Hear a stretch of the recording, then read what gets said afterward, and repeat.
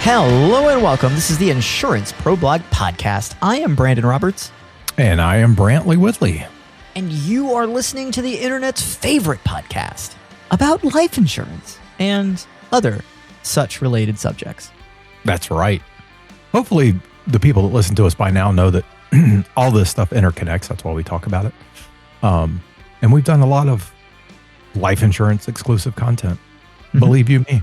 I've been doing some cleaning up of past articles we've written and stuff like that. We've written plenty. We've talked plenty about life insurance. So, the Insurance Pro Blog is the convergence of insurance and personal finance, my friend. Kind of, sort of. I mean, we're not going to teach you how to budget or anything, but we're not. No, I had an entire model built in Claude that was going to. Here's our summary of budgeting and personal finance. You make $10,000 a month. Don't spend more than $10,000 a month. I mean, I'm not joking when I tell you this. I have read probably, I don't know how many because I've gotten rid of most of them, but I've read probably over 100 books on personal finance of all ilks. And they basically all say the same thing. Mm-hmm. Different font. And some are more advanced and deal with more advanced topics so I'm not disparaging any of them. I think they're all good. Here's the big lesson. Pick one and do that one and don't veer off the path. Mm-hmm. So there you go. That's your free nugget of wisdom today. That's your quick 30-second finance tip from the Insurance Pro Blog today. Yeah. Before we move on to a riveting discussion about annuities and inflation. We got all the statistics. I tell you that. I can't read the words for all this. I can't say that word either. So we got that going for us. There's more text and reference links than there is actual notes in this document I'm holding in front of me right now. But don't you worry, we're not going to. It's kind of like reading its college textbook. To be honest with you, It is. But the core concern to address today is the fact that annuities are generally thought of in the context of being a guaranteed, usually static income. So you get a guaranteed income that is fixed for the rest of your life. That's cool. Mm-hmm. But there's just one small problem, potentially. Things go up in price over time. I hadn't noticed. So if that happens, I was talking to my kids over the weekend, and I was like, "Yeah, I remember when I was your age," because they were talking about how expensive gas was. And I was like, "When I was your age, gas was less than $1 per gallon." Well, when I was their age, roughly, gas was like what it is now, because that was that's true. That was that point in life. Yeah, the early aughts. Yep. Yeah. Anyway, sorry. Didn't mean to interrupt you. No. Yes, I have noticed that inflation is a real thing. Prices do go up. And the problem that creates for an individual who has a fixed guaranteed income is the things that fixed guaranteed income buys goes down over time. That's right. And that is at the very, very best unfavorable, and at the very, very worst possibly financially destructive. Right. And look, that's the entire argument, if you want to boil down the fundamental argument as to why so many wise financial gurus, I'm not talking about the ones that pretend, but that's why there's been such the heavy emphasis on investing in markets. Yeah. It's largely an inflation play. Yep. I'm not suggesting you should or you shouldn't. We don't do that sort of thing here. But I'm just saying that's why it's gotten popular. Right. All that and the billions of dollars the investment industry spends to make sure that you think it's... Well, there might also be the dream of becoming some sort of wildly, fabulously wealthy person off your modest income. Yeah. Which, hard to do, but anyway. People do it all the time. They just have to live to be 90. So save 75% of their income. Yeah. I mean, So the hang up, the issue that people have with annuities, the guaranteed income side sounds great. They want that. But the fact is, a fixed static income for the lifetime of your retirement is going to have some problems when it comes to what it can buy as time goes on. Correct. The first 5 to maybe even 10 years of retirement is probably not going to be that big a deal. But after that, the dollar doesn't go as far. Right. And that is a pause when it comes to an annuity purchase. Yes. But we're here to tell you it doesn't have to be that way. It's really a pause for any sort of static income that doesn't have an opportunity to grow at some point. Right. Right. I mean, we've talked about, well, not we, but individuals often bring up the concept of a fixed income. I'm on a fixed income. Yeah. Like it's a bad thing. And this is the reason. It doesn't change. So that makes affording price increases difficult. Right. Everybody I know who works a W-2 job is on a fixed income. This is something I have now long... we're splitting hairs. Yeah, now we're splitting hairs. This is something I have long criticized as a retort there, but let's not get into that.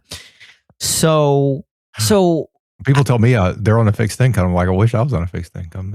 That'd be nice. Imagine the scariest roller coaster you've ever been on. That's what my income is like. So fixed sounds pretty sweet. Fixed income's like riding the teacups. It's like, I can eat an ice cream cone while I'm doing this. Not very, very exciting, but the downside is just not there. Right. So the truth is, though, when it comes to annuities, if you dig a little deeper, or if you know what you're doing, it doesn't have to be just this fixed static income amount. No. You can approach annuities with a plan or strategy that very much gets around this problem of my buying power is going to go down because it's just a static number.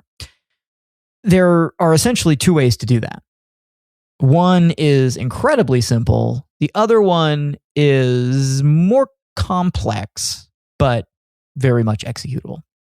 Right. So the first method, a lot of annuities, a lot of annuities of different types have the option to choose an inflation or COLA rider.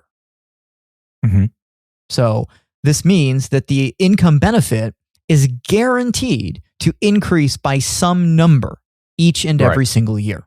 Right. These don't usually tie to any kind of inflation metric.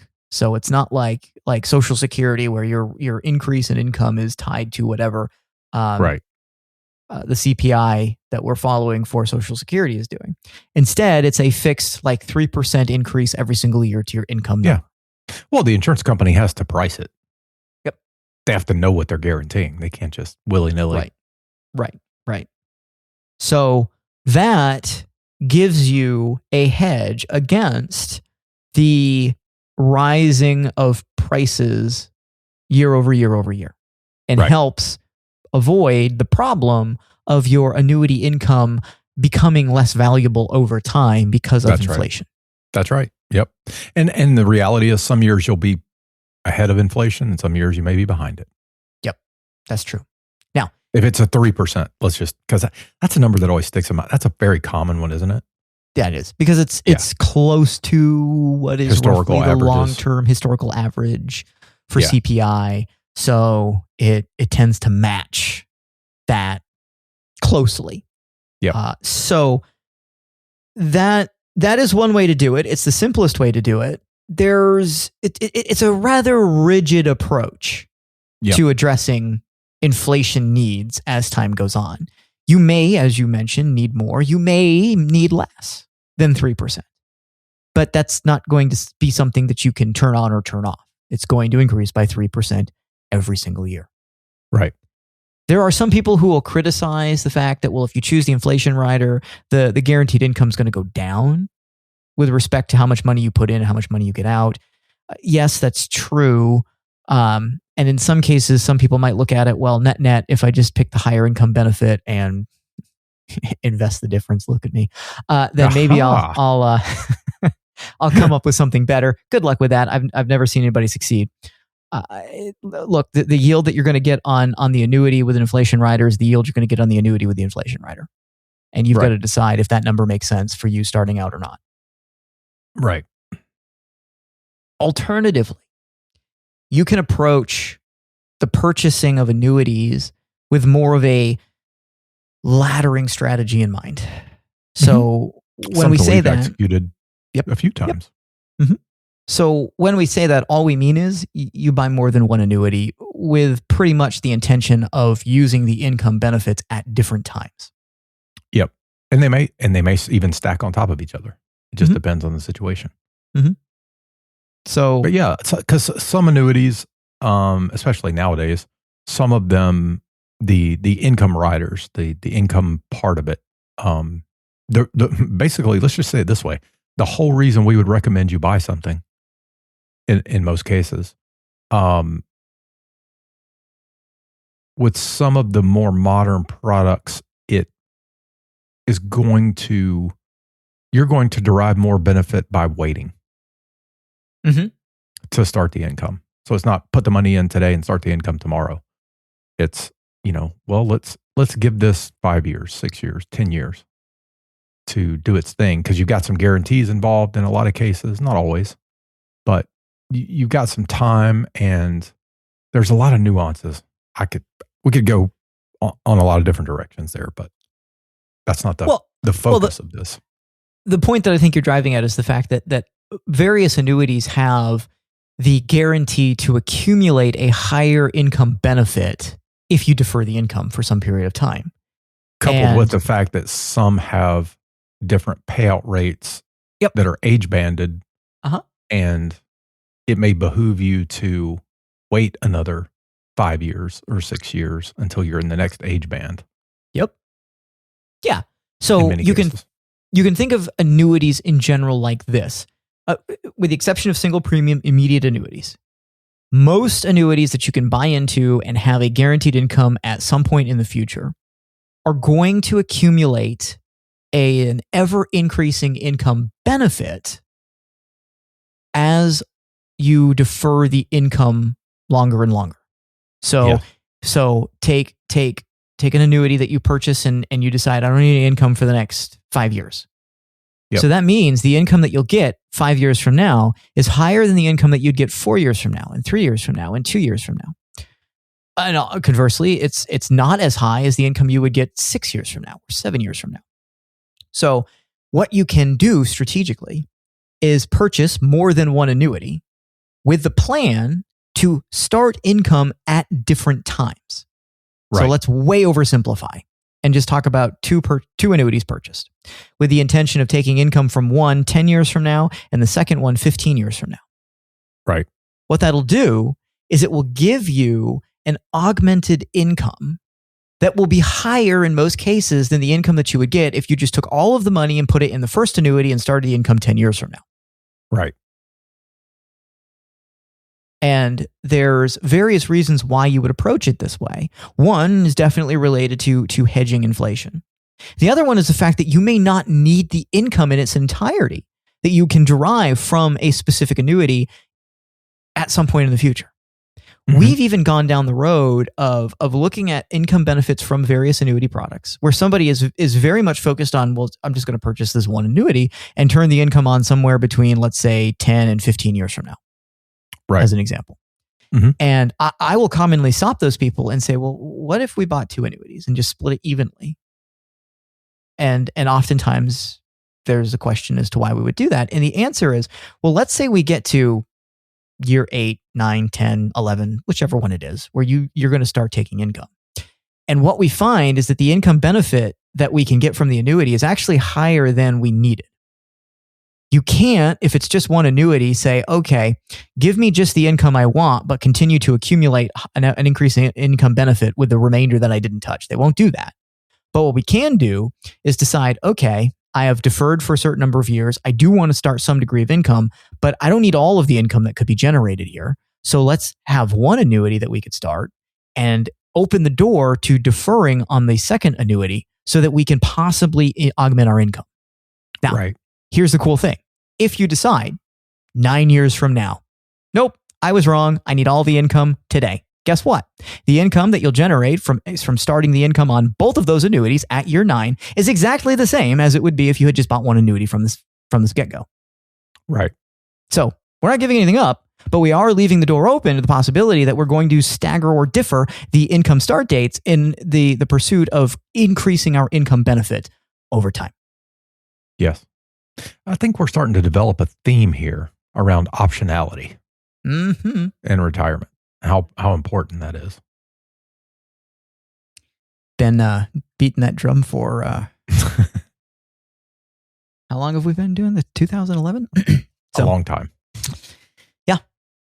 It's very useful to have the strategic door open.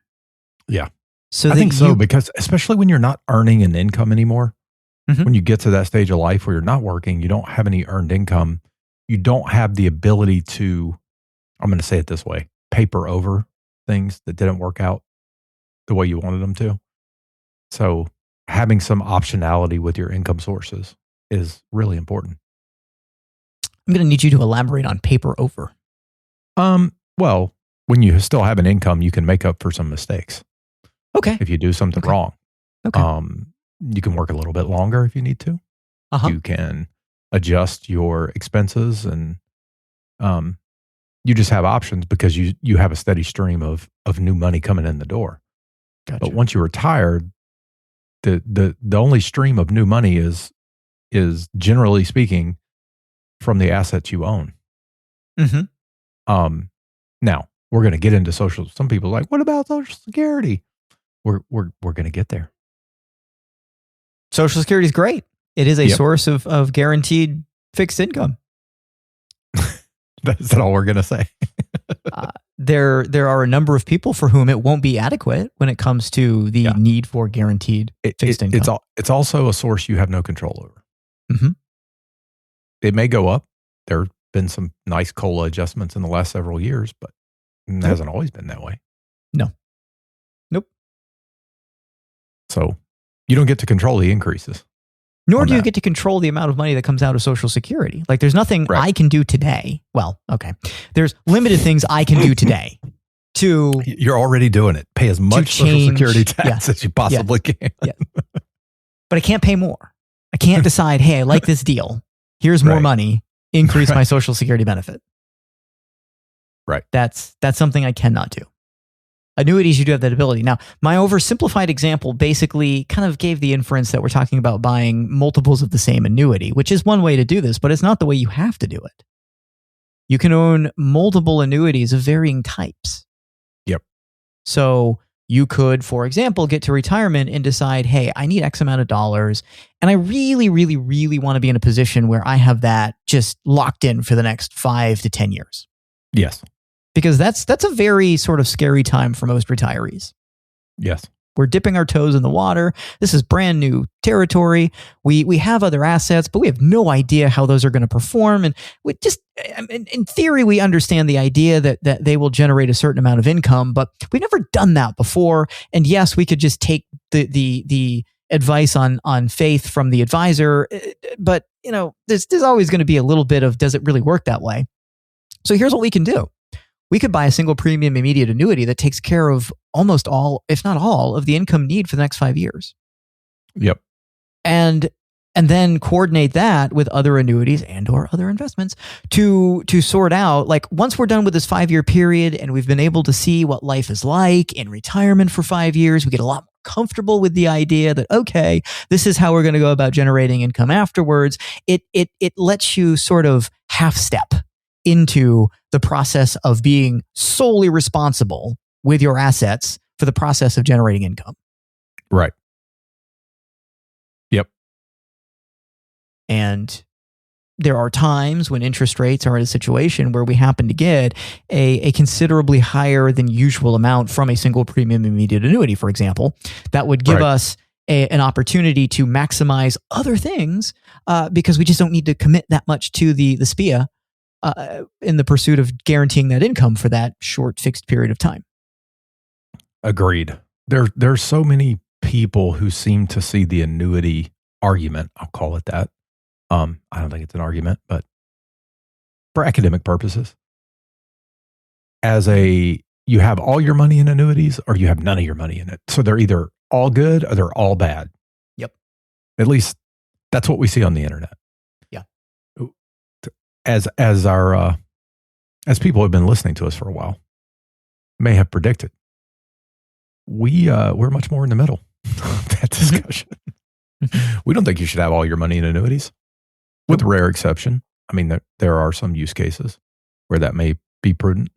Yeah, we'll give you an example because we sometimes make casual references to the possibility of that existence without elaborating. Somebody who's got a pension, who says, "Well, I could collect the pension, or they'll give me a lump sum," and it happens to be the case that what I can create from annuity income with a lump sum is higher than the pension benefit. I mean, who wouldn't just take the annuity, particularly benefits? If they want a survivor benefit? Yep. So that's fine. We can trade that off. And in that case, I have no desire to be in the market because this was never going to be in the market per se, at least not to the degree that I was going to be responsible for anything with the pension benefit anyway. So that's basically just trading one source of guaranteed income for another one that's a little bit higher. So let's do it that way. Those are people who take all of their money and put them in annuities. Right. But I would say they're the exception. Yeah, they're not super common, but they exist. And there are a small group of people who do have investments and decide, I don't want the risk, so I want a heavy concentration of annuities. Right. They only have the investments that they have because while they were working, their only option was their 401k plan. Right. At least that's. And I was going to say I just think annuities are part of the plan. Yeah. That's the way we see them. Yep. It doesn't have to be an all or nothing. No, it doesn't. But there are some people who decide, I want a heavy concentration. Some. Going to lean heavy on some. Because most people are not going to do it that way. And there's nothing wrong with that. A number of people are going to, at best, look at their finances and say, okay, I really need X amount per month. Right. Like if I have X amount per month, it basically makes all the worries about being able to afford the life that we live, those worries go away. Yep. So then we figure out, well, how much money has to go to annuities in order to make that a reality? Yes. And there's going to be two possible determinations from doing that calculation. Either excellent, here's the money that will go towards that, and I'll keep the rest invested or whatever. Or, that's more money than I have. So guess we're not going to do that. Right. And whatever the reality is the reality. Yep.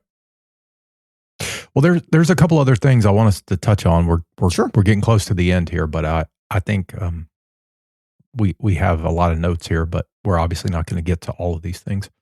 I think one of the biggest miscalculations that people do is they underestimate how long their retirement's going to be. Mm-hmm. And that is like the perfect storm for making a case for why annuities matter so much. So leaning a little bit on the fact that it's not just about inflation, but about the fact that you may live longer than you think you're going to. Yeah. But the irony is they don't happen in isolation. Right. Inflation plays a key part of that. Because the longer you are in retirement, the more destructive inflation theoretically becomes. Yeah. That's right. Unless you think our government's going to stop printing money, which if your spend down plan is let's run out of money 20 years from now. Even if you live 21 years, that's going to be a problem. That was always this is a sidebar here. Our big issue with the Monte Carlo simulations. Yeah. And they're like, well, you got a 88% probability that this will last until you're 84. Yeah. Wait, so there's a 12% chance that I won't make it? Uh-huh. I mean, yeah. And what happens if I live to 85? There's two possible problems here. Exactly. So, I think that's a real concern. And what most people don't realize, we know this from being in the life insurance business, the longer you live, the greater the probability that you live even longer. Yeah. That's what the statistics tell us. If you make it, to 65? I saw this in the notes we had. I knew these numbers roughly, but a couple that's 65 years old has a 45 to 47% chance that at least one spouse will reach 90. Mm-hmm. So it's very, and we also know from statistics that the vast majority of people retire around 62. Yes. Most retirements do not happen when the financial services industry tells you they're going to happen. That's not how that works. You're going to wait till you're 67 at full retirement age. And at 62, it's later than it's ever been. Yeah. So, and that has to do with partial Social Security benefits, I'm sure. Yep. Because it's just too on the nose, right?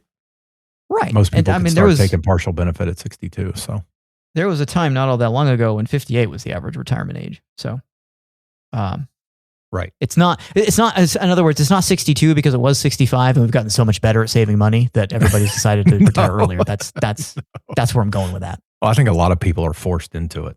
Yeah. That's the reality. Yeah. Health wise. And on the subject of increasing needs for your income, it's not always just inflation. Right. There are things that could become more costly as you get older, or things that you have to spend money on that you were not spending money on before as you get older. Yeah. That can happen. You're probably going to have to go see your pharmacist a lot more often. Yeah. I mean, that's what the stats tell us anyway. Yep. And look, you can do all the things that are preemptive on that you want to. There is a trend and reality associated with aging that is hard to escape. It doesn't matter how many burpees you can do. So, right. For most retirees, that's probably none. But anyway, that's the way it goes. And there are other things that can be wildly out of control. I'll give you a personal anecdote. Not to inflame and enrage the agents who are dedicated to Medicare supplements, but there are a number of people who buy Advantage plans, which are generally much cheaper. Mm-hmm. And I get it. There are differences in terms of how they work, and totally. But there were a couple that were extremely popular here in Vermont. Ones that had zero premium, one that had a $59 a month premium. And the company that issued that has been in a bit of financial trouble when it comes to keeping its health insurance blocks solvent. So it decided last year, we're done with the Advantage plan completely, which left a lot of people in Vermont suddenly scrambling to figure out what they were going to do about health insurance with Medicare, and pushed most of them into the Medicare supplemental situation, which for the most part, varying options available, but for the most part was a substantial increase in cost. Yeah. From a monthly premium standpoint. Right. And that's which is why they didn't do it in the first place. Right. Like they were doing free or $69 a month because they didn't want to spend more, but now they have to pay $200 a month or whatever it is for a Medicare supplemental plan, because that's what kind of matched-ish what they were getting before on the Advantage plan. Right. Yep. And that's just the way it goes. Yep. Let's end on a positive note. Sure. Let's talk about why guaranteed income, i.e. annuity income, gives you a license to spend. Because that sounds a whole lot more better. Because it's guaranteed, and you don't have to worry about, is now a good time to sell this asset that we have that's run up in value, or perhaps gotten beaten down because we shouldn't have bought into this. Yeah. You don't have to worry about how much longer can we generate this income without running out of income, without running out of money. That's what I wanted to say. There you go. Those are serious concerns for people who hold assets, who are just trying to sell shares to raise money. And a lot of times when people take on that approach, I mean, the 4% rule idea, they get really, really, really reserved about when and where they're going to actually sell the shares and create the income. Right. If you have, they end up falling into two camps in our experience. I should have waited. I could have made more and blah, blah, blah, blah, blah. Or, gosh, I shouldn't have done it then because I lost so much and blah, blah, blah, blah, blah. So, Yep. And I've never met anyone that thought they picked the perfect time. So, there is striking research that shows us not only the effectiveness of guaranteed income, but the psychological and emotional impact of guaranteed income. I was going to bring this up. Yeah. So we know, because the research has been around for a while now, that most survey respondents tell us that they would be way, way, way happier with just an additional $10,000 per year of guaranteed income than having an extra $140,000 laying around. Yep. Isn't there Mind you, it's going to take them 14 years if we don't factor in inflation to come up with that same money. But that would make life easier for them.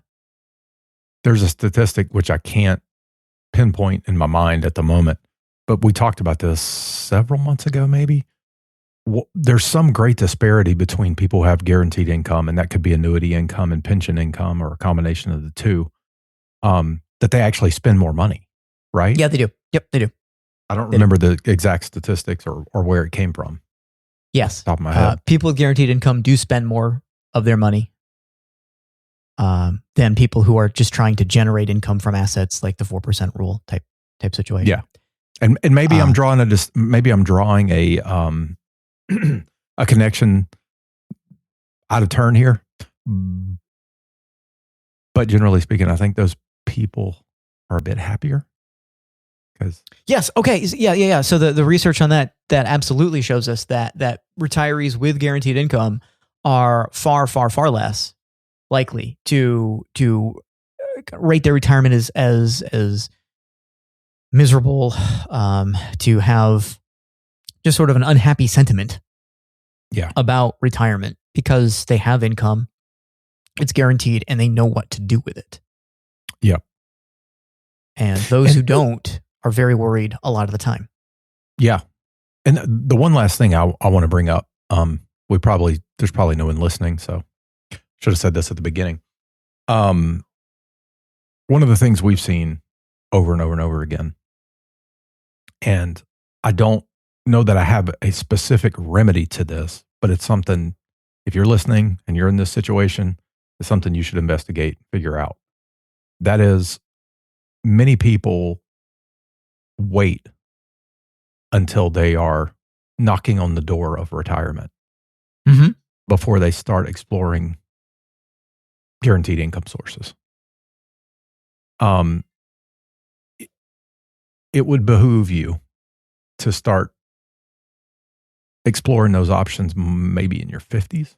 It's hard to put define a particular age, but I think somewhere in your early to mid 50s, you should start looking, especially if you have lots and lots and lots of your liquid net worth, that is money that you could get your hands on in qualified plans.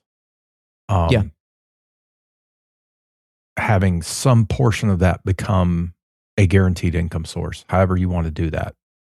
We think annuities are pretty swell. You may not, but